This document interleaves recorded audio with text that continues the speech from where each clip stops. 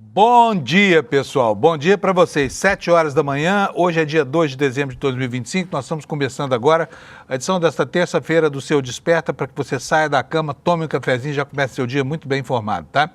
Vou logo falando aqui quais são os assuntos do dia de hoje para você se preparar para esta edição aqui. Olha, os filhos de Bolsonaro queimaram de vez o filme da Michelle Bolsonaro, né? Há uma rejeição uníssona na família pelas intromissões da ex-primeira-dama em acordos regionais determinados pelo próprio Bolsonaro. Enquanto os próprios filhos dizem que o pai está sequestrado e não pode se manifestar sobre processos visando a composição de alianças, os filhos demonstram direitinho o quanto gostam da madrasta Michelle Bolsonaro, né, que está praticamente agora interditada de falar sobre alianças políticas sobre as quais elas não entenderiam. Elas não entenderiam. Aqui, eu já vou antecipar para vocês.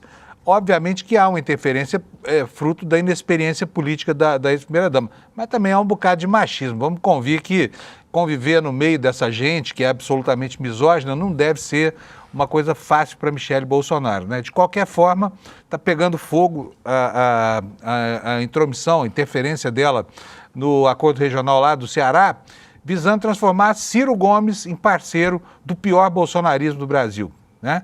E tudo isso a gente vai ver durante o programa de hoje. Rolo no apontamento de mal de Alzheimer para o general Heleno. Esse apontamento foi feito pelo Exército, que informou que ele sofre com a doença desde 2018. Agora, a própria defesa do general Heleno fala, não era bem assim, foi só em 2025 em diante, né?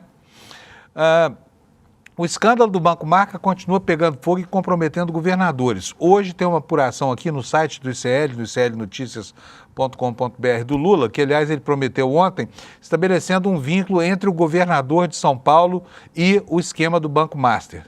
Vocês vão ver como é essa conexão aqui com essa matéria que o Lula fez, está já no nosso site. E com relação aos deputados fujões, aos chamados galinhas verdes contemporâneos, a Câmara agora cortou o salário, mas sabe quanto é que foi gasto só no mês de outubro, entre funcionários, notas fiscais e outras coisas que eles apresentam lá? Os foragidos, hein? Quase R$500 mil, quase R$500 mil, tá? Esses são os destaques de hoje do nosso jornal, que está começando agora. E eu vou chamar o meu amigo Alex para conversar com a gente um pouquinho sobre futebol aqui, enquanto a gente esquenta a audiência. Bom dia, Alex, tudo bem? Bom dia, Panuso. Bom dia a todos. Como você está, Panuso? Bom dia. Estou bem, Alex. E você? Estou mais ou menos, estou passando um pouquinho mal, mas estamos aí, mais um dia de trabalho. Quer contar por que você está passando mal, não? Sim, é que eu estou tomando medicação para tentar emagrecer um pouquinho, coisa que eu já consegui, já perdi uns 18. Aí esse caminho de casa aqui para o trabalho eu passo um pouquinho mal, tanto que o Anderson... Sempre quando eu entro aqui no Switch, ele fala, tá bem, meu filho? Porque eu passo um pouquinho mal, mas estamos aí, Panuso. É difícil querer manter essa silhueta assim, né? O shape magérrimo. Sim. Mas 18 quilos é muita coisa, você perdeu praticamente uma perna. Sim, a meta é mais, eu tava com 112.800, agora eu tô com 94. Lembrando que eu não tô seguindo à risca assim uma dieta nem nada do tipo, eu só diminui bastante, é besteira essas coisas, mas deu pra perder um pouquinho de quilinhos aqui, hein, Panuso? Pois é, o Alex é um homem destinado a perder, né? Perdeu no Palmeiras a Libertadores, sim, perdeu o Brasileirão, perdeu 18 quilos, né? Sim. E quase que ele perde a hora hoje porque estava passando mal. Uma perda atrás da outra. Alex, sim, e no futebol, o que nós temos hoje para oferecer para a nossa audiência? Bora lá. Lembrando que o final do ano já tá acabando, já tô ficando com saudade aqui do nosso quadro sobre os resultados. Então, para nos hoje, dando sequência ali a 37ª rodada, teremos 3 jogos. O Vasco contra o Mirassol, o Vasco disputando ali para permanecer na Série A e o Mirassol ali para ficar em terceiro, segundo colocado. O Bahia contra o Sport, o Bahia ali na briga pela Libertadores, e o Sport já rebaixado. E o jogo ali no meio da tabela entre Grêmio e Fluminense para garantir ali a disputa ali pela Libertadores, algo do tipo. E amanhã teremos alguns jogos também que a gente vai trazer na rodada, que é o jogo de amanhã, e com os resultados de hoje também, Panuso. Alex, como é que é a final do Brasileirão? Não vai ter uma final, não? Não vai ter um mata-mata para a gente saber? Flamengo contra alguém? Não? É ponto corrido? Não, Panuso, lembrando como é o campeonato de pontos corridos, quem faz o maior número de pontos é o campeão, e quem faz o menor número até o 17º é o rebaixado, e também por isso o Flamengo amanhã, que joga contra o Ceará, e o Palmeiras visita o Atlético Mineiro, com o empate o Flamengo vai ser campeão novamente, em menos de uma semana ele vai ser campeão 2 vezes, que eu palmeirense fico meio com inveja, mas fazer o quê? Os caras mereceram jogar melhor. E pelo que o andar da carruagem, amanhã vamos ver os flamenguistas comemorando mais um título brasileiro, Panusa. Muito bom, tá bom. Vamos nessa.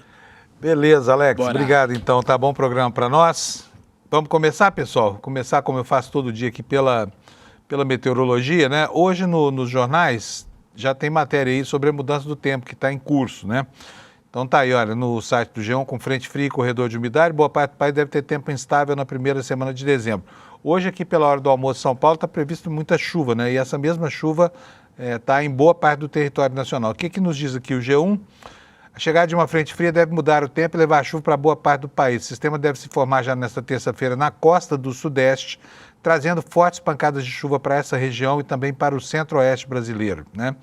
De acordo com a Climatempo, que é a agência que eles contratam lá, a frente fria deve espalhar áreas de chuva intensa por boa parte do centro-sul do Brasil. São Paulo, boa parte de Minas, Rio, etc, etc, tá bom? É o que diz aqui a Rede Globo de televisão. Aí você tem no mapa já a tela mostrando aqui a zona, isso é a previsão para agora de manhã, tá? A zona de alertas mais severas em alaranjado e a zona de alertas mais tênues em amarelo, mas ainda assim, olha aqui, ó, com alerta de tempestade fraca lá no sul do Pará, norte do Mato Grosso, né? Mas vamos ver aqui no Sudeste, porque é aqui que o bicho pega, olha. Aqui nós temos 2 alertas. Um alerta de tempestade, vamos ver como é que vai ser essa tempestade aqui. Chuva de entre 30 e 60 milímetros por hora, que é muita coisa, né? E acumulando mais de 100 milímetros por dia, que também é coisa pra caramba. Ventos de até 100 quilômetros por hora, queda de granizo, risco de corte de energia, estrago de plantações e tudo mais que você já sabe dos alertas severos do INMET, né? O Instituto Nacional de Meteorologia. Agora, vamos conferir aqui as temperaturas nas capitais hoje para saber. Olha só, ó, as áreas de chuvarada hoje aparecem aqui no mapa nessa cor acinzentada, tá vendo? Essa cor mais escura aqui no mapa. Então nós temos aqui, olha, praticamente todo o Mato Grosso do Sul, né? Uma pontinha do Oeste Paulista e metade do Paraná, chegando até o norte de Santa Catarina. Também a região de Belo Horizonte, aqui no centro de Minas Gerais. Mas também vai chover muito em toda essa área verde aqui, Triângulo Mineiro, Goiás, Mato Grosso, Santa Catarina e Rio Grande do Sul. Temperatura em Porto Alegre hoje, apesar da chuva, vai chegar a 30 graus, chega a 27 graus em Florianópolis e a 25 em Teresina. Na região sudeste, São Paulo terá máxima de 29, pode chover bastante. No Rio de Janeiro, também possibilidade de chuva isolada com 33 de máxima, em Vitória, 32 graus. Belo Horizonte, muitas nuvens, pancadas de chuva, temperatura a 32, com o dia tendo começado a 19 graus. Assim está o sudeste brasileiro. E Vitória, hein? Vitória, já falei, poucas nuvens, 32, não deve chover em Vitória. Vamos para o centro-oeste. Brasília terá 30 graus, possibilidade de chuvinha isolada. Goiânia terá 34 graus, 34, hein? Goianos assando hoje lá. Possibilidade de chuva com trovoadas isoladas. Mato Grosso do Sul, Campo Grande, vai ter 30 graus. O estado do Mato Grosso, a capital do Mato Grosso, vai ter 33 graus, também com pancadas de chuva. No Tocantins, Palmas terá 31 graus Celsius. Agora vamos para a região norte aqui, em Porto Velho, 32 graus de máxima, não preciso nem falar que vai chover, né? Em Rio Branco, 30 graus, Manaus, 34 graus, em Boa Vista, Roraima, 35 graus, Macapá, muitas nuvens, 33 graus, em Belém já não há previsão de chuva, né? Raro isso lá em Belém, não chover. 33 graus de temperatura, em São Luís do Maranhão a temperatura vai a 32, vocês veem que hoje boa parte do país está acima dos 30 graus, né? Teresina está fresquinho, 34 graus, não é nada para o mês de dezembro. É quase que um inverno rigoroso, o pessoal anda de cachecol lá quando faz 35 graus. Em Fortaleza, máxima de 31 graus, Natal, olha, essas capitais do Nordeste, com tempo bem clarinho, tá? Dia bom para a praia de novo. 31 graus em Natal, 32 graus em João Pessoa, no Recife também 32, 31 em Maceió, Aracaju 31, Salvador 30 graus. Essa é a meteorologia para as capitais do Brasil. Vamos começar com o noticiário, daqui a pouquinho nós vamos ter o Kleber Lourenço falando conosco aqui sobre a situação do Messias, né? Que está numa maratona lá para ver se dá tempo de conquistar os votos necessários para honrar a indicação feita pelo presidente Lula. Mas a primeira notícia não é sobre o Messias, a primeira notícia é sobre o general Heleno, que está aqui estrelando a manchete principal do nosso site com essa confusão toda do tal atestado que ele apresentou lá, dizendo que está com Alzheimer, né? Porque havia uma informação prévia de que ele já tinha Alzheimer, já tinha os primeiros sintomas diagnosticados em 2018, mas isso não era verdade. Foi o Exército Brasileiro informando erroneamente, provavelmente para dar uma forcinha aí para o general Heleno, que é uma espécie, né, de símbolo do Exército Brasileiro. Ele é venerado pelo Exército, então não estranhe se o Exército tentar ajudar e acabou atrapalhando, né, porque tirou a credibilidade dessa alegação de Alzheimer. E olha só, a defesa do general Heleno, depois que o ministro Alexandre de Moraes determinou que fosse feita uma perícia para avaliar se ele tem, afinal, Alzheimer ou não, a defesa informou que o Exército errou quando registrou Alzheimer desde 2018. O Exército é que estava com Alzheimer aqui, ele esqueceu do nexo causal aqui, né? E, enfim, e o ministro Alexandre de Moraes determinou que a PF produza um laudo paralelo com os médicos da instituição para saber o que se passa na cabeça do general. Aqui em São Paulo nós temos uma matéria do Lula Costa Pinto, que lá de Brasília descreve relações do governador Tarcísio, quando ministro ainda, com a nata da corrupção do Banco Master. E daqui a pouquinho você vai ficar sabendo quais são essas relações. Sobre assuntos de outra natureza, não mais da política, mais da administração, olha só que absurdo isso, olha. Desperdício de água no Brasil deixa de abastecer 50 milhões de pessoas. A água que se perde, tá? Boa parte da água que é tratada se perde em desvios, na pirataria, no abastecimento clandestino e principalmente nos vazamentos, produto da ineficiência das distribuidoras. A CSN foi condenada pela Justiça Federal a entregar finalmente os documentos dos arquivos da ditadura para o Arquivo Nacional.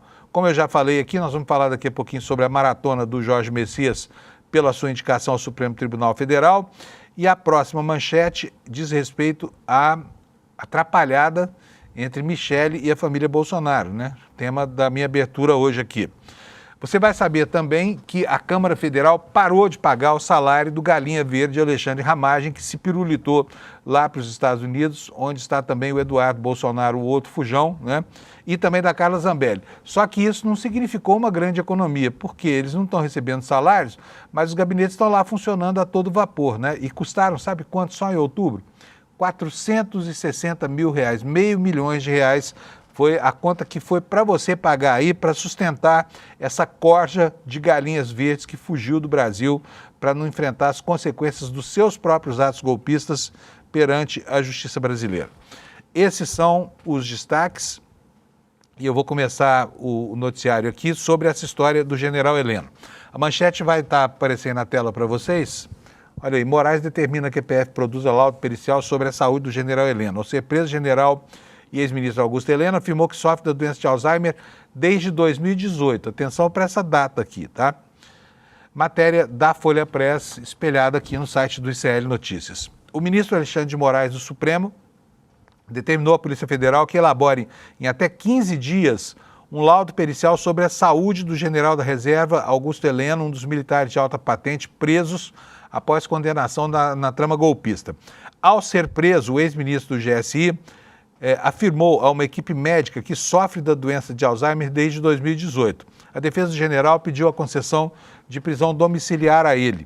Segundo o UOL, a defesa de Heleno afirmou em petição encaminhada ao Supremo que o militar foi diagnosticado em 2025, este ano, tá? E não em 2018, 7 anos atrás, como ele havia dito ao ser preso. Aqui uma declaração entre aspas. Em virtude de informações contraditórias, a análise do pedido formulado pela defesa exige inicialmente a efetiva comprovação do diagnóstico de demência mista, Alzheimer e vascular. Diante do exposto, determina a elaboração de um laudo pericial por peritos médicos da Polícia Federal no prazo de 15 dias, com a realização de avaliação clínica completa, inclusive o histórico médico, exames e avaliações de laboratório, determinou o ministro Alexandre de Moraes. O general Heleno, como vocês sabem, tem 78 anos de idade, já é bem idoso. Nesse caso, eu conversei ontem com um neurologista que me falou o seguinte: é mais provável que ele tenha, se é que tem alguma coisa, um quadro de demência senil, porque o Alzheimer é uma doença que começa muito antes, né, por volta dos 60 anos de idade. Então ele pode ter, sim, por causa da senescência, né, o processo de envelhecimento, pode sim, é comum nessa idade, que tem um déficit cognitivo, mas precisa comprovar. Porque, afinal de contas, o objetivo dessa menção à doença é permitir que o general Heleno saia da cadeia e vá curtir a sua pena em casa, né? Bom, o ministro solicitou, diz aqui a reportagem, documentos comprobatórios da realização de consultas e os médicos que acompanharam a evolução da doença durante esse período. A defesa também deverá esclarecer, disse aqui, determinou Alexandre de Moraes, se em virtude do cargo ocupado entre 2019 e 2022, o réu comunicou ao Serviço de Saúde da Presidência, do Ministério ou algum órgão esse diagnóstico. A doença de Alzheimer não foi trazida à tona pela defesa do militar ao longo da tramitação de todo o processo da trama golpista. E no despacho, Moraes também fez referência ao fato de que Heleno foi ministro do GSI no período em que supostamente já teria recebido esse diagnóstico de Alzheimer. Só que, aqui vem o porém, abre aspas, entretanto, não foi juntado aos autos nenhum documento, exame, relatório, notícia ou comprovação da presença de sintomas contemporâneos nos anos de 2018, 2019, 2020, 2021, 2022 e 2023. Período, inclusive, em que o réu exerceu o cargo de ministro de Estado do Gabinete de Segurança Institucional, cuja estrutura engloba a Agência Brasileira de Inteligência, a ABIN, né, que é responsável por informações sensíveis afetas à soberania nacional, uma vez que todos os exames que acompanham o laudo médico foram realizados em 2024. Escreveu aqui o ministro Alexandre de Moraes. Historinha mal contada essa, né? Com todo respeito pelo estado de saúde, porque a despeito de quem quer que seja, merece tratamento humanitário, pode ser golpista, não golpista. Seria muito bom que esse tipo de cuidado se estendesse para os septuagenários que estão aí nas cadeias do Brasil, sem nenhum tipo de assistência, padecendo de todo tipo de enfermidade e sem que ninguém olhe por eles, né? Então, o cuidado suscitado por esses cabeças aí da extrema-direita no Brasil poderiam sim contribuir para que os presidiários tivessem um tratamento melhor dentro das áreas dos presídios. Aliás, falando disso aqui, mudando um pouquinho de assunto, vocês viram o tamanho da cadeira do ex-ministro da Justiça do Bolsonaro, né, do Anderson, 55 metros quadrados, é um apartamento de luxo, tem várias dependências, cozinha, banheiro grande para um monte de gente, não sei o que vou fazer lá, fazer uma rave na cadeia. E as outras celas da Papuda, nós vamos ver aqui, em 6 metros quadrados tem 10 presos. Que diferença de tratamento é essa? Por que o Anderson Torres merece se hospedar numa suíte, praticamente uma suíte presidencial dentro do sistema prisional, enquanto os outros presos, né, têm um espaço tão exíguo, tão desumano para dividir? Bom, vencido esse assunto aqui, gente, vamos para o próximo. Já eu vou trazer o Kleber aqui e já vou entrar no assunto. Alex, confirma para mim se o Kleber está pronto já? Está posicionado? Está posicionado, então beleza. Pode botar ele na tela então, por favor? Cadê o Kleber? Já vai aparecer o Kleber aqui na tela, ele já vem aí. Atenção, lá vem o Kleber Lourenço. Bom dia, doutor Kleber, tudo bem? Bom dia, Panunzio, bom dia, comunidade do ICL. Tá alegre hoje? Estou gostando de ver aí um sorrisão no lábio. Eu sempre estou feliz, Panunzio, sempre que eu posso informar a nossa audiência, eu fico feliz. É, muito bom, a gente fica feliz com você aqui também. Ô Kleber, vamos lá, primeira matéria do dia aqui. Vou ler um trechinho e depois você complementa as informações, tá? Messias. Maravilha. Olha aí, Messias tem votos, mas o governo teme desgaste e a pressão de Alcolumbre. A matéria está aqui no nosso site do ICL Notícias. Quem foi que escreveu? Este ser que vai falar a vossas excelências aqui, Kleber Lourenço, tá? E o que ele nos conta aqui nessa matéria, que ele vai explicar para a gente? Interlocutores que acompanham de perto a articulação para a sabatina do Messias do Senado afirmaram que o atual AGU já conta com os 41 votos necessários para ser aprovado no plenário. Para mim, Kleber, essa informação aqui é uma surpresa. De repente, na semana passada, tudo levava a crer que ele não tinha sequer 30 votos, né? Mas tem uma bancada evangélica numerosa no Senado, não é isso? 13 ou 14 senadores. Conta para nós qual é a situação. Olha, na verdade, Panunzio, já desde a semana passada, na verdade, umas 2 semanas, eu venho insistindo na tecla nos meus artigos no ICL e análise e até publicações nas redes, de que a crise da nomeação do Messias, ela é muito menor do que se anuncia de fato, que é uma crise superfaturada. Ontem, quando a gente soltou aquela notícia sobre alguns interlocutores e assessores do presidente Lula estarem ali cogitando levar ao presidente o nome da ministra Simone Tebet, eu fui procurado por uma pessoa próxima a Jorge Messias, que assim, de forma direta e clara mandou o link da nossa reportagem, da minha reportagem, e ensinou que isso fosse coisa, já foi direto, Renan Filho, isso é armação do MDB. Foi direta a informação da fonte comigo. Obviamente, acabei não revelando ali quem eram as fontes, mas isso mostra o nível do que estão as coisas. E conversando com essa fonte, ela falou, olha, nós temos os votos, sim, ali para passar a nossa preocupação em conseguir manter esses votos. Esses votos foram conseguidos ao longo desse último final de semana, viu, Panunzio? Então, foi um trabalho ali muito árduo que continua sendo construído.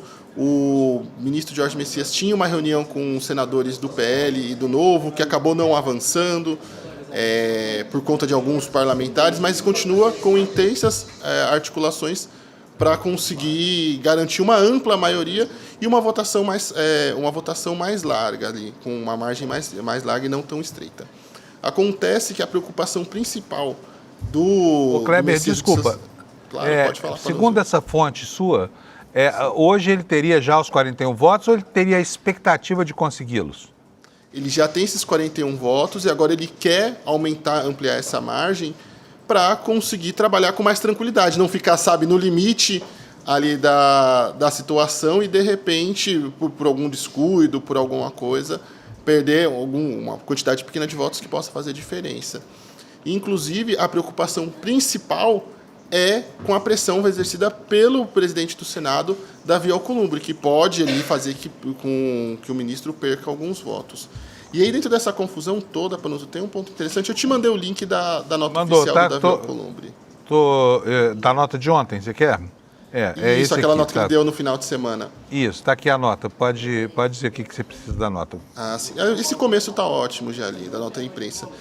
Uma coisa que esses interlocutores me deixaram claro e me apontaram nessa conversa foi um trecho da nota que ele fala aqui, ó.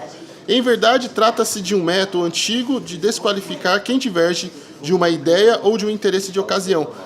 O Davi Alcolumbre está criticando os membros do governo que acusaram ele de estar buscando cargos, emendas e afins para aprovação do nome de Jorge Messias. E aí, essa fonte me fez um questionamento interessante. Tudo bem, o nosso interesse é muito claro em aprovar o Messias, enfim, por todos os parâmetros que já foram dados pelo próprio presidente Lula e pelos assessores do presidente. E aí essa fonte me evidenciou. Falta agora o Davi Alcolumbre deixar claro os interesses dele, já que a questão é cobrar interesses de ocasião, cobrar quem quer o quê, falta agora que o Alcolumbre fale por que a insistência em Rodrigo Pacheco. Até agora o que a gente tem na imprensa são especulações, são alegações, são suposições. E aí essa fonte falou, olha, é muito importante que então, já que é tão fundamental essa situação toda para o Alcolumbre, por que ele então não deixa claro para todo mundo qual é o interesse dele de ocasião com o Rodrigo Pacheco no STF?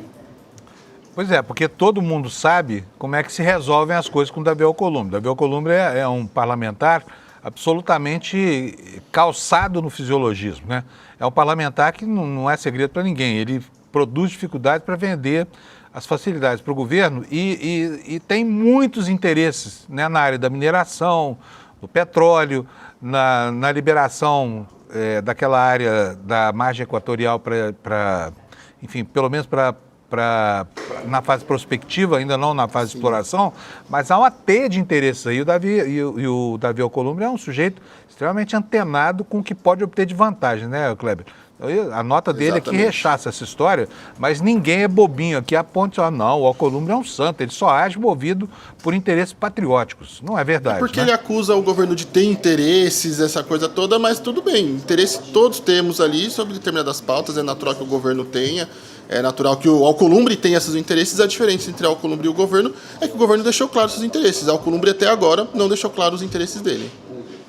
De fato, não há, pelo menos no plano das evidências mais imediatas, a percepção de qualquer vantagem que ele possa ter vinculado a essa nomeação, né? Parece que é uma queda de braço mesmo, uma disputa de poder entre o Senado e a Presidência da República em torno de algo que é uma atribuição da Presidência da República, compartilhado, obviamente, com a do Senado, né? Então, Exatamente. Você acha, segundo a avaliação dessa fonte, que está resolvido, porque o tempo está acabando. E a mensagem que deveria ser enviada ontem não foi, hein, Kleber? Você tem alguma informação sobre isso, não? Então, isso é interessante, porque até trouxe essa informação de que foi atingido ali os votos ao longo do final de semana. Porque na semana passada, o Randolph deu uma entrevista coletiva para jornalistas ali no Senado e falou que a mensagem ao Senado seria enviada só após a reunião do presidente Lula com o Davi Alcolumbre para parar algumas arestas. E agora, essa mesma fonte, que é extremamente próxima ali ao presidente e ao Jorge Messias, o ministro da AGU, já mudou ali um pouco o cenário e falou, olha, essa mensagem vai ser enviada nos próximos dias. Então isso tudo mostra ali como as coisas estão se articulando e já se caminham para, de fato, o governo querer fazer essa sabatina o quanto antes. Se na semana passada a ideia era postergar a sabatina para conseguir esses votos, uma vez conquistados esses votos, agora o trabalho do governo é para conseguir fazer a sabatina o quanto antes. Eu não ficaria surpreso, inclusive, Panunzio, se daqui a pouco o Davi Alcolumbre decidisse usar de alguma artimanha para adiar a sabatina, confirmando então que o governo tem sim esses votos. É interessante, vamos prestar atenção a isso, porque ontem havia uma expectativa, o Thales falou isso na coluna dele, o Thales Faria, o Lula falou isso com a gente, a expectativa de que essa mensagem fosse enviada já no dia de ontem. Na verdade, a rigor, dizem os advogados consultores lá do Senado que nem precisaria dessa mensagem, que ela é mera formalidade, né?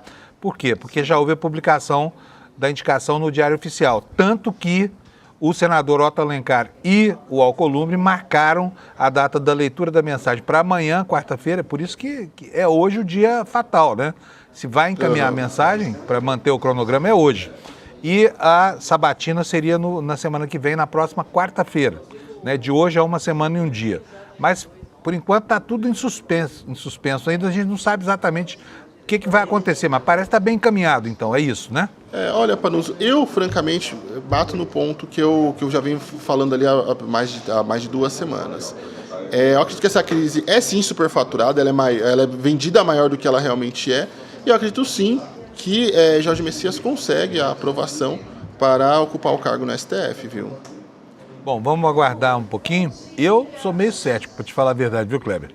Acho que é uma disputa de poder grande. Vamos ver. Tomara que se tenha. Porque a última das coisas que o Brasil precisa nesse momento é de um rompimento institucional de governo com o Senado. Até porque o Senado tem funcionado como uma casa revisora, né? E mal ou bem, fisiologicamente ou não, tem salvado o Brasil de algumas roubadas, como, por exemplo, aquela PEC da impunidade, né? A PEC da bandidagem. Né? Eu acho extremamente difícil que tenha um rompimento, até porque a Alcolumbre é cheio de cargos, de nomeações, tem 2 ministros no governo. Não acho também que ele vai botar tudo a perder ali por qualquer motivo que seja. Muito bom. Tá ótimo, então. Beleza. Então, obrigado, Kleber. Terminamos por aqui? Tem mais alguma coisa? Por hoje sim, Panunzio. E obrigado à audiência do ICL. E qualquer coisa, nós temos mais informações no site do ICL Notícias, iclnoticias.com.br. Eu estou lá todos os dias também com uma apuração nova para a nossa audiência. Uma não, várias, né? O Kleber, como eu disse, eu tenho uma máquina de produzir notícias. Tá bom, Kleber, bom trabalho para você aí, tá? Vamos nessa, gente, que o dia já está andando aqui, já são 7 horas e 29 minutos. Vamos falar um pouquinho sobre a crise da direita. Olha, gente, como o poder faz falta, né? Porque quando uma fatia, né, enfim, dos grupos ideológicos aí está brigado no poder, tudo fica doce e tranquilo. Mas quando a vida na oposição começa e aí a coisa fica bem feia. Vocês estão vendo a confusão toda dessa extrema-direita do Brasil. Eu estou mostrando para vocês a manchete no site do ICL sobre essa última crise, mas eu quero lembrar para vocês que a coisa está feia para a família Bolsonaro, também na região sul. A Amanda Miranda tem mostrado para a gente aqui as dificuldades de aceitação da candidatura do Carluxo lá por Santa Catarina ao Senado. Ele não foi bem recebido no Estado, ele criou uma baita crise por lá, né? E a Michelle já se indispôs com um monte de gente. A última crise foi aberta nesse domingo, quando ela resolveu fazer um discurso lá durante uma convenção do partido dela, reprovando o acordo que foi feito com o Ciro Gomes, né? Que agora passa a andar ao lado do ultrabolsonarismo. Depois de ter flertado durante alguns anos com a esquerda brasileira, ter chegado até a ministra de Lula, o Ciro está mostrando as garras, né, na extrema-direita. Só que a Michelle foi fazer campanha lá no Ceará, contrariando aquilo que o próprio marido dela construiu, né, que foi essa aliança esdrúxula com o Ciro Gomes. E na nossa manchete está aí, olha, Michelle Bolsonaro critica apoio a Ciro Gomes, expõe racha na direita do Ceará. Isso aqui diz respeito ao que aconteceu ainda no final de semana, mas a matéria está muito atual, matéria do João Pedro Pitombo, lá da Folha Press, espelhada aqui no nosso site também. A ex-primeira-dama Michelle Bolsonaro desautorizou negociações para apoio a uma candidatura do Ciro Gomes no Ceará. Constrangeu líderes bolsonaristas no Estado e expôs um racha na base do ex-presidente Jair Bolsonaro. Eles estão se engalfinhando. É uma relação autofágica, com cenas explícitas de canibalismo, como foi isso que aconteceu lá no Ceará, né? Agora, repare que enquanto isso tudo acontece, o Ciro Gomes está caladinho, tá? Tem gente na direita já dizendo que ele foi plantado pela esquerda para implodir a direita brasileira. Eu tenho certeza que não é isso, mas que parece, não é verdade? Então vamos lá, a matéria lembra aqui o discurso da Michelle, e fala o seguinte: ela ainda afirmou que a presença dos parlamentares no ato significava um respaldo à candidatura de Girão ao governo do estado do Ceará. Todos os que estão aqui estão fechados com o Girão, porque senão não estariam aqui. Contrariado, o André Fernandes falou à imprensa após o ato político, criticou a postura da ex-primeira-dama, afirmou que o acordo com o Ciro teve o aval do Jair Bolsonaro, que cumpre pena agora de 27 anos de prisão, recolhido à cela da Polícia Federal. Ele citou uma reunião que teve com Bolsonaro no dia 29 de maio passado. O ex-presidente teria falado por telefone com o próprio Ciro, veja só, e sinalizado o apoio a uma possível candidatura ao governo do Estado. Se você for na internet, principalmente ao Twitter, e digitar lá Ciro Gomes Bolsonaro, você vai ver as barbaridades que o Ciro Gomes falava sobre o Bolsonaro. Não sei como é que um consegue conviver com o outro, porque é uma questão até de dignidade pessoal. Eu, por exemplo, jamais teria ao meu lado alguém que se refere a mim como ladrão de galinha, essa coisa, como o Ciro se refere ao Bolsonaro. E é referido da mesma forma lá pelo outro lado também, tá? Então é isso, a coisa tá muito feia na extrema-direita. Mas eu tenho aqui alguns outros detalhes dessa crise que eu acho bem legais de a gente colocar para você. Vamos lá. Primeiro, o assunto chegou ao Financial Times, tá? A crise da direita brasileira foi abordada ontem pelo jornal financeiro mais importante da Europa, que é o Financial Times, tá? E eu tenho aqui, já vou mostrar para vocês aqui uma reprodução da manchete. Tá aqui, olha. Brazil's right wing seeks a new leader as Bolsonaro clan self-destructs. Brasil, a extrema-direita brasileira busca um novo líder, enquanto o clã Bolsonaro se autodestrói. E o que afirma o jornal? Afirma o seguinte: a estratégia do clã de buscar ajuda em Washington fracassou espetacularmente. Quando Bolsonaro enfrentou o julgamento no Brasil, seu filho, o deputado Eduardo Bolsonaro, fez lobby em seu nome nos Estados Unidos, resultando em tarifas comerciais que irritaram a classe empresarial brasileira e expuseram Eduardo a acusações em seu país. A campanha não conseguiu impedir a prisão dos Bolsonaro. Então, esse fracasso retumbante está aí interessando a imprensa internacional, porque ela diz respeito à articulação da extrema-direita no mundo, né? Agora, vamos vir mais aqui mesmo para o nosso chão, né?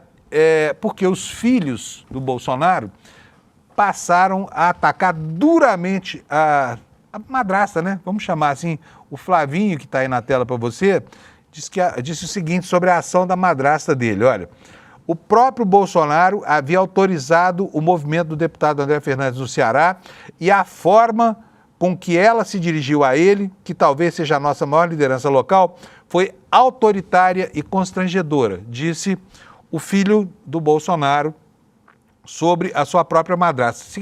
Que eles não se suportam, todo mundo já sabe, né? Desde que a Michelle começou a esticar as suas asas e tentar um voo solo na política, ela tem sido tripudiada, mas no ambiente da família, do PL, né? As críticas estavam ali dentro, de vez em quando vazava alguma coisa. Só que agora as desavenças são públicas, né? E eles se odeiam e esse ódio está passando para a opinião pública. Aí o Flávio Bolsonaro criticou e o que fizeram os irmãos dele? Vamos começar pelo Eduardo Bolsonaro. Na tela aí para você, uma tuitada do Eduardo Bolsonaro. Essa gente fala pelo Twitter, né? O almoço na casa deles, imagino que seja aquelas pessoas reunidas em torno da mesa, cada um tuitando, falando mal da vida do outro. Mas o que o Eduardo Bolsonaro falou? Falou que o Flávio Bolsonaro, que criticou a Michelle, está correto. Foi injusto e desrespeitoso com o André Fernandes o que foi feito no evento, ou seja, está aqui também atacando a Michelle. Não vou entrar no mérito de ser um bom ou mau acordo. Foi uma posição definida pelo meu pai. André não poderia ser criticado por obedecer o líder. Repara bem que essa é a fala daquele que estabeleceu que o Bolsonaro, como está preso e, segundo ele, é refém do sistema, não pode opinar sobre alianças, nem sobre nada de importante, porque não teria, nesse momento, condição. Então, esse aqui é o Eduardo Bolsonaro. Vamos ver agora o Carluxo, né? Também apoiando aí o irmão. Eles falam tudo mesmo como, né, como se tudo fosse uma questão familiar, uma briga só em família, quando não é nada disso, é uma briga muito mais ampla. Meu irmão Flávio Bolsonaro está certo e temos que estar unidos e respeitando a liderança do meu pai, sem deixar nos levar por outras forças. Essas outras forças são a madrasta dele, tá bom? E aí ele colocou esse recorte aí. Flávio disse que Michelle atropelou o Bolsonaro ao dar bronca em André Fernandes, um destaque de uma manchete do jornal O Povo, né, que o Carluxo usou para construir a sua crítica. Agora, não ficou só nisso, teve muito mais, tá? A coisa chegou lá nos Estados Unidos de novo, porque lá está, assim, o creme de la creme, se é que existe um creme de la creme bolsonarista, mas está lá conspirando, né? E ontem o Alan dos Santos deu uma declaração que eu não gosto de botar o Alan dos Santos aqui não, mas em todo caso, você tem o direito de ter informação, então a gente tapa o nariz e põe assim mesmo. Quero que o Alex coloque para mim a sonora dele no ponto, porque eu quero mostrar para vocês o que ele fala sobre a Michelle. Obviamente que o Alan dos Santos é um títere na mão do bolsonarismo, ele não faria isso jamais se não houvesse uma aprovação explícita lá dos delfins do bolsonarismo, né? Os irmãos Bolsonaro. Solta para nós a gravação, Alex, por favor. A Michelle não tem nenhum aval dos filhos para estar falando o que ela está falando. Ela não estava quando o Bolsonaro foi preso. Ela está viajando o Brasil inteiro como se o Bolsonaro já tivesse morto. Ela está cagando pro Bolsonaro. Nem o Tarcísio tem interesse da Michelle por perto. Expressãozinha feia, né? Michelle tá cagando pro Bolsonaro. Mas, enfim, essa é a metalinguagem desse pessoal, né? E aí, gente, olha só, aí até o Renanzinho lá, o Jair Renan, já se manifestou aqui, a palavra dele pouco importa, porque o menino tem zero de importância política, mas tem gente se aproveitando disso para botar também as manguinhas de fora, se aproveitando disso para consumar uma vingança, sabe? Não tem aquele provérbio que fala, a vingança é um prato que se come frio? Pois é, olha só quem é que está comendo frio aí na seara do bolsonarista. O Goebbels do Bolsonaro, Fábio Weingarten, tá aí, ó, nada como um dia após o outro, o silêncio vale ouro.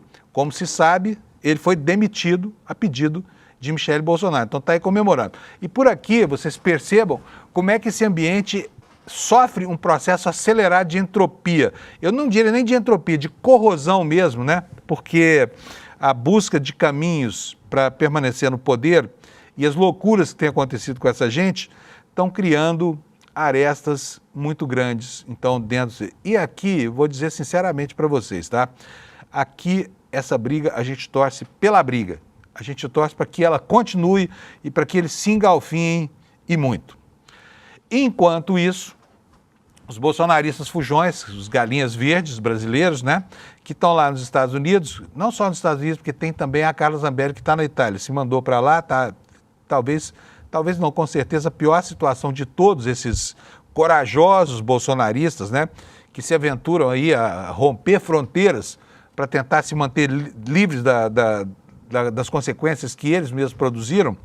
Enfim, todos eles estão gerando ônus para o contribuinte brasileiro, tá? A Câmara não está pagando mais os salários, né? Nem do Ramagem, nem do Bananinha e nem da Zambelli. Só que os gabinetes deles continuam funcionando. Nós vimos ao longo das últimas 2 semanas que o Ramagem, já foragido, já fora do Brasil, embora ninguém soubesse, continuava abastecendo o carro dele, que ele usa, em postos de gasolina de amigos. Abasteceu 8 vezes no mesmo posto, no mesmo dia, veículos que seriam veículos de representação, né?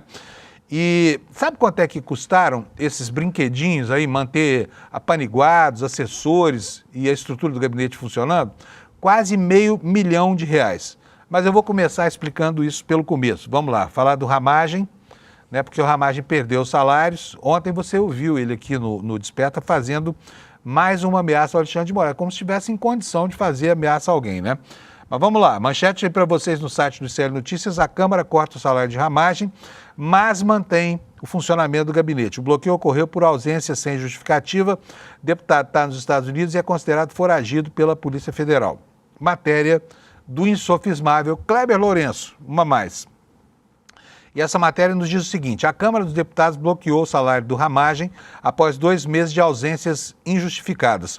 O corte passou a valer na folha de novembro, foi confirmado pela própria Casa, que classificou a medida como um procedimento administrativo decorrente da falta de comparecimento do parlamentar às atividades legislativas. Ramagem está nos Estados Unidos desde junho, após ser condenado pelo Supremo Tribunal Federal por crimes relacionados à trama golpista do 8 de janeiro. A Polícia Federal considera que ele deixou o país clandestinamente e o trata como aquilo que ele é, foragido.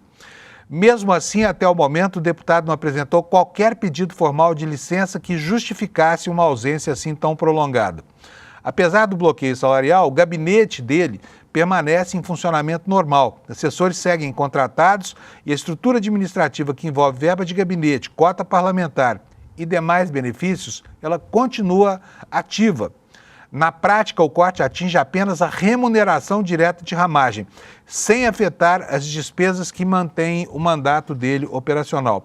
Dos bastidores da Câmara, a medida foi tratada como uma forma de evitar desgaste institucional, enquanto o processo de perda de mandato ainda não avança. Embora a condenação do Supremo esteja consolidada, o procedimento de cassação só pode ser iniciado após uma comunicação formal do tribunal à Casa, que ainda não ocorreu. E aí tem um outro dilema, que é essa questão da afirmação da Câmara, porque no caso do Ramagem, esse caso ainda é recente. Mas como é que a gente entende a Carla Zambelli? 5 meses foragida e ainda com direito a manter o gabinete, presa na Itália, né? Com relação ao Eduardo Bolsonaro é a mesma coisa, o gabinete dele continua funcionando. Os órgãos de imprensa fizeram as contas e o número varia um pouco conforme a fonte. Como eu não fiz essa conta, eu vou dar aqui 2 dados para vocês, tá? O jornal O Globo diz que são R$460 mil em benefícios indiretos, cota parlamentar e tudo mais, que o contribuinte brasileiro pagou para esses 3 marginais da política brasileira: Ramagem, Carla Zambelli e Eduardo Bananinha, né? Já o G1 da Rede Globo, também é dona do Globo, chegou à conclusão de que foram 419 mil. Seja lá como for, 460, 419, o que importa aqui é a grandeza desse número, quase R$500 milhão, tá bom? Deixa eu mostrar para vocês o que diz aqui a matéria do G1. Fora do Brasil há meses sem direito de exercer seus mandatos como deputados, Ramagem, Eduardo Bolsonaro e Carla Zambelli continuam custando aos cofres públicos. Um levantamento da Globo News indica que a Câmara dos Deputados desembolsou R$419.300, com os 3 somente agora em outubro. Os dados consideram a verba de gabinete e a cota parlamentar dos deputados. Em outubro, nenhum dos 3 estava no Brasil e, portanto, eles estavam impossibilitados de exercer o cargo. Ramagem está nos Estados Unidos desde a segunda quinzena de setembro Apesar disso, em outubro, ele utilizou R$ 20.800 da cota parlamentar, né, que é o benefício mensal para despesas do exercício do mandato, somado ao custo da verba de gabinete, só o Ramagem, tá? O último dos galinhas verdes a fazer a sua revoada para a América, ele custou 154 mil para você, tá? O imposto de renda, que é descontado todo mês do seu contra-cheque, pagou uma fração dessa, digamos assim, dessa inconcebível situação em que um bandido condenado pela Suprema Corte do país, né, se furta em permitir o cumprimento da sentença, vai para os Estados Unidos e continua onerando as contas públicas do Brasil. E a matéria esclarece aqui, por fim, que os salários estão bloqueados, mas os gastos continuam. O salário e a cota parlamentar do ex-diretor da ABIN foram bloqueados pela Câmara a partir de novembro. A decisão atendeu a determinação do ministro Alexandre de Moraes. Agora, vem aqui para fazer uma pergunta para vocês. Antigamente, ou pelo menos no plano do ideal, o Congresso Nacional não é vale-a-culto de bandidos. Não é para ninguém se esconder ali, muito menos para alguém pagar contas, né, da sua atividade profissional ou da sua vida privada com dinheiro do contribuinte. O Congresso Nacional, ao contrário do que tem feito, deveria zelar pela reputação dos parlamentares honestos que existem lá. Porque tem parlamentar honesto do Brasil, né? O Lula disse, estigmatizando o problema antigamente, muito tempo atrás, que os picaretas seriam uns 300. Eu acho que são mais, deve ser uns 370 picaretas hoje em dia, porque a inflação vai produzindo mais picaretagem, né? E a qualidade da representação parlamentar caiu muito ao longo dos últimos anos. Mas sejam 300, 370 picaretas, ainda tem muita gente correta aí. Essa gente está sendo confundida com esses bandidos da política, tá? Deputados que não têm nenhuma mácula na sua vida são tratados publicamente como se fossem a mesma coisa que Eduardo Bolsonaro, Ramagem e Carla Zambelli, né? Por que será que a Câmara Federal ela fica ao lado dos piores, entre os seus piores elementos? Por que o baixo clero fala tão alto a moralidade dessa instituição e compromete dessa forma, né, o bom nome daqueles que deveriam ser os brasileiros mais nobres entre todos nós, que receberam do povo um mandato para representá-lo no parlamento, né? E não. Aí o presidente da Câmara fala, olha, a prisão não pode ser, não pode servir como justificativa para que eu, de ofício, casse o mandato parlamentar. Mas isso já aconteceu. Tem, vamos dizer assim, jurisprudência, existe uma tradição. O que acontece é que os bandidos da política recebem tratamento VIP da mesa da Câmara dos Deputados, né? E até porque tem muita gente enrolada com investigações que ainda não foram concluídas e que vai precisar dessa proteção lá na frente. Agora, o estranho é que um Congresso como o brasileiro haja justamente por aqueles que não valem a pena, por aqueles cujo conceito, cuja reputação é um lixo, e assim confundindo a reputação da própria instituição com a biografia de gente da qualidade de uma Carla Zambelli, de um Eduardo Bananinha e de um Alexandre Ramagem, né? Que, além de tudo, são covardes e fujões, porque não esperaram em solo brasileiro para responder pelo que fizeram durante esse processo da trama golpista, tá? Bom, no mundo da correição, nós temos coisas acontecendo também. Nem tudo está perdido no reino da política para essa degradação moral que acomete a Câmara dos Deputados, principalmente, e também o Senado da República, tá? Mas principalmente a Câmara. E nós temos uma informação que era há muito tempo esperada, porque a história ninguém engoliu e finalmente aconteceu a primeira consequência. Mas aqui, digamos assim, ainda para um bagrinho. O tubarão continua nadando em águas mansas aqui com relação a esse processo, pelo menos. Olha, aqui está na tela para vocês a informação de que o ex-secretário da Receita que pressionou para liberar aquelas joias do Bolsonaro no aeroporto foi demitido. Você se lembra dele? Júlio César Vieira Gomes. E ele deu uma carteirada lá para tentar liberar as joias que o Bolsonaro estava surrupiando, né?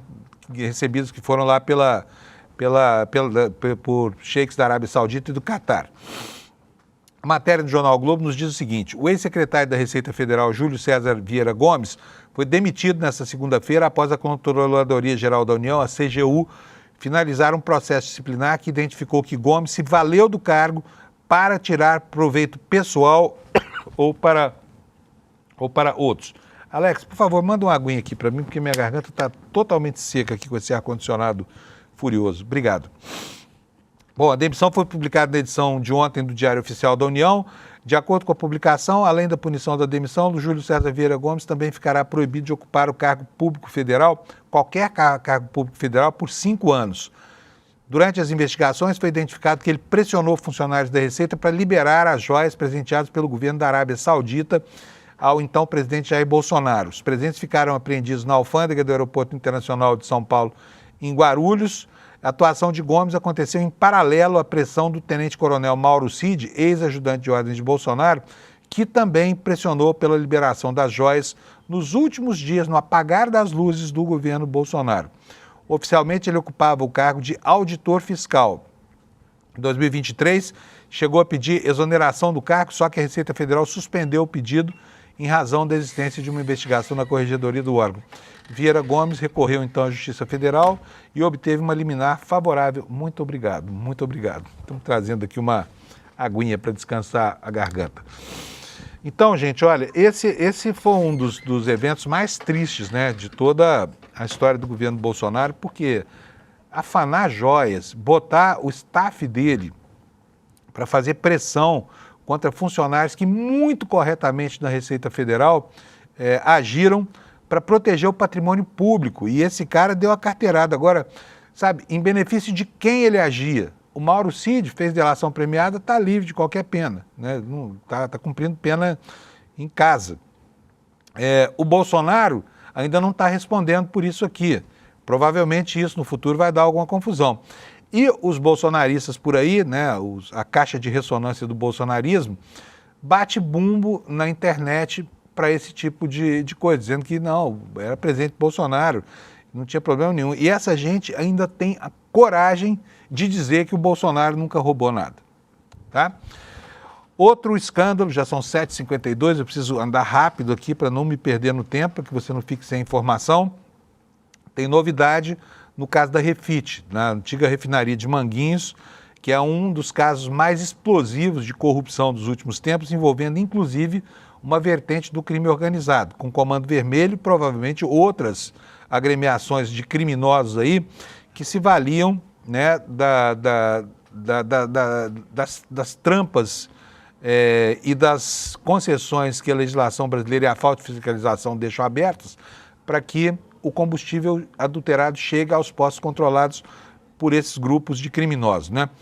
E o Lula Costa Pinto está contando hoje, ele prometeu ontem aqui no nosso programa, como é que são as conexões entre o Ricardo Magro, que é o pilantra, dono dessa Refit, o governo Tarcísio, em São Paulo, e o general Ramos, né, que foi das figuras mais proeminentes do governo Bolsonaro. O que ele nos diz? Ele fala sobre um personagem que se chama Marcelo Sampaio da Cunha Filho, que é o elo de conexão entre essa gente toda. Ele é atual diretor de estratégia jurídica e regulatória da Vale do Rio Doce para a China, Sudeste Asiático e Oriente Médio, mora na China desde que acabou o governo Bolsonaro e é genro do general Luiz Eduardo Ramos e se tornou desde a última sexta-feira a mais nova ponta solta do novelo de conexões explosivas das investigações do maior sonegador de impostos do país, o grupo FIT, né, do Ricardo Magro, que deve pelo menos 26 bilhões de reais ao fisco. Esse Marcelo Sampaio, ele é funcionário de carreira do DENIT. Lá ele conheceu o Tarcísio de Freitas, porque o Tarcísio de Freitas dirigiu o DENIT durante o governo da Dilma, entre 2014. É incrível, né? Que esse personagem tenha sido um alto executivo do governo da ex-presidente Dilma Rousseff. E, bom, nomeado ministro da Infraestrutura, o Tarcísio então levou esse engenheiro, que então tinha 36 anos, para a Secretaria Executiva do Ministério, um cargo super importante para um ministério incrivelmente importante.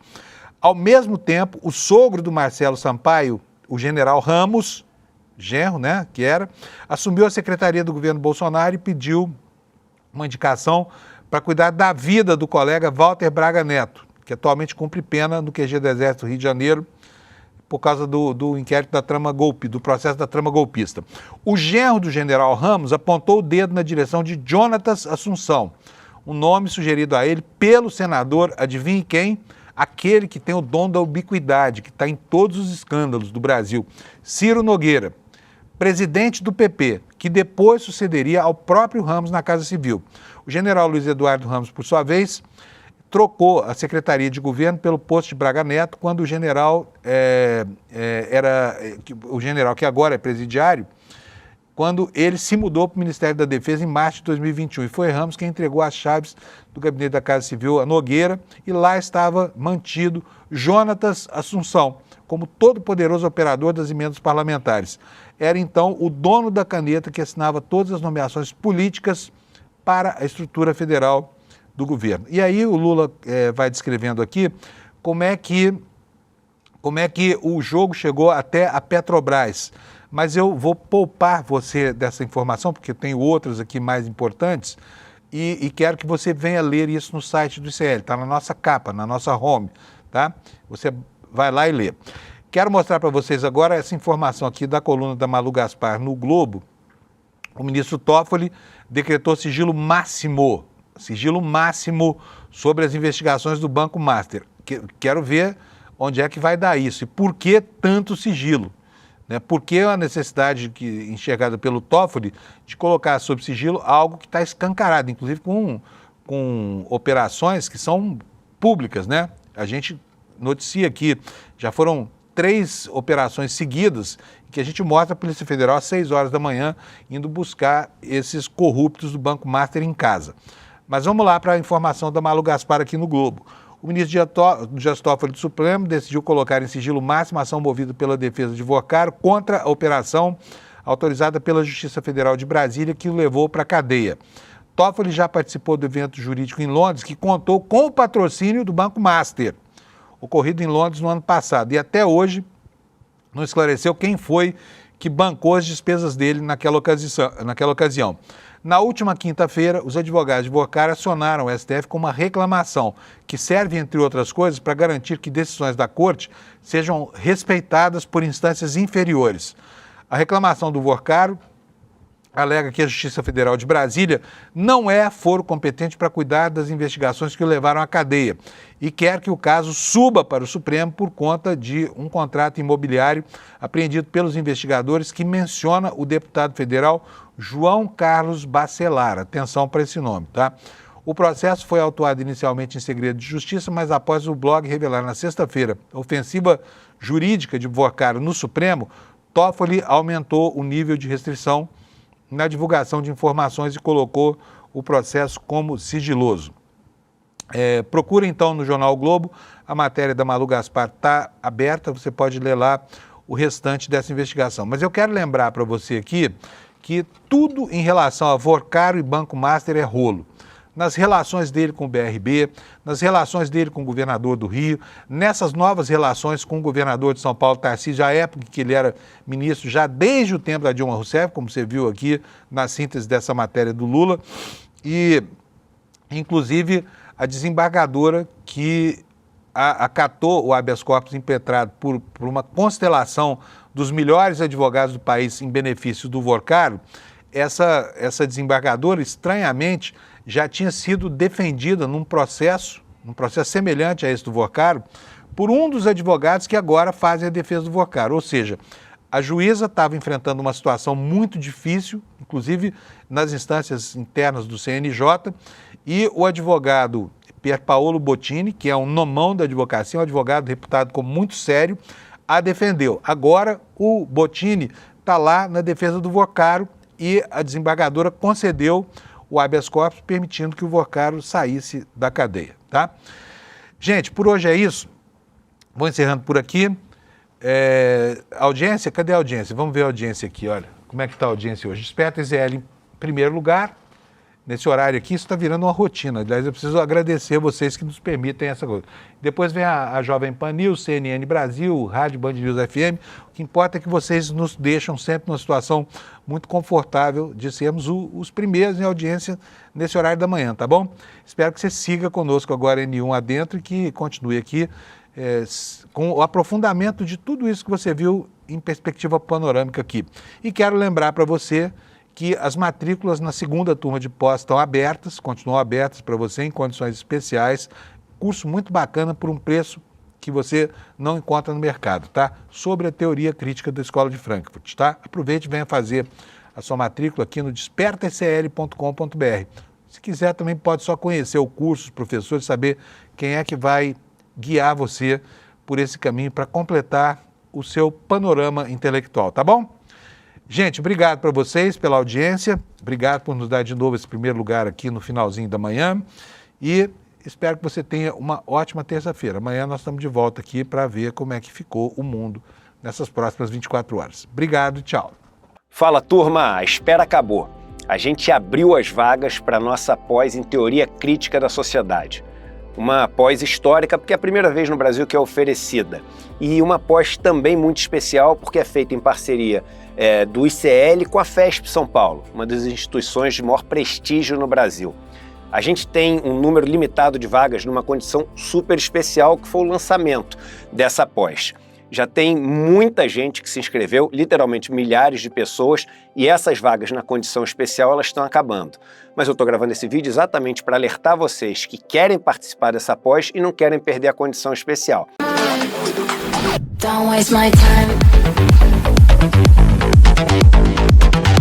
Na loja Sou ICL você encontra camisetas, canecas, mochilas e bonés que carregam ideias.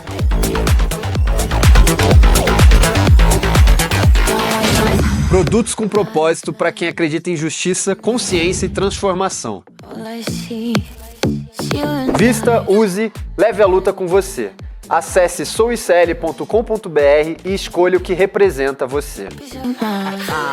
ICL, souicl.com.br, tá tudo lá.